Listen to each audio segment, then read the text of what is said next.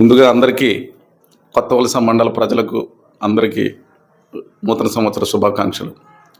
నూతన సంవత్సర శుభాకాంక్షల్లో భాగంగా కొత్త సంవత్సరాన్ని సెలబ్రేట్ చేసుకోవడంలో భాగంగా డిసెంబర్ 31 నైటు కొంతమంది యువకులు అయితేనేమి, లేక కొంతమంది ఇంకెవరైనా అలాంటి అల్లరి చేసే వాళ్ళు ఎవరైతేనేమి రోడ్డు మీదకి వచ్చి అసాంఘిక కార్యకలాపాలు పాల్పడిన, కేకులు కట్ చేయడం పేరుతో పబ్లిక్ ఆర్డర్ని డిస్టర్బ్ చేసిన అలాంటి వాళ్ళ మీద కఠిన చర్యలు తీసుకోవడం జరుగుతుంది.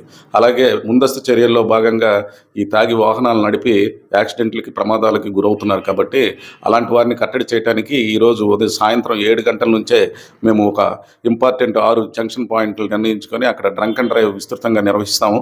ఒకవేళ తాగి ఎవరైనా వాహనం నడుపుతూ పట్టుబడ్డారంటే వాళ్ళని ఖచ్చితంగా జైలుకి పంపించే ఏర్పాట్లు కూడా చేస్తాం.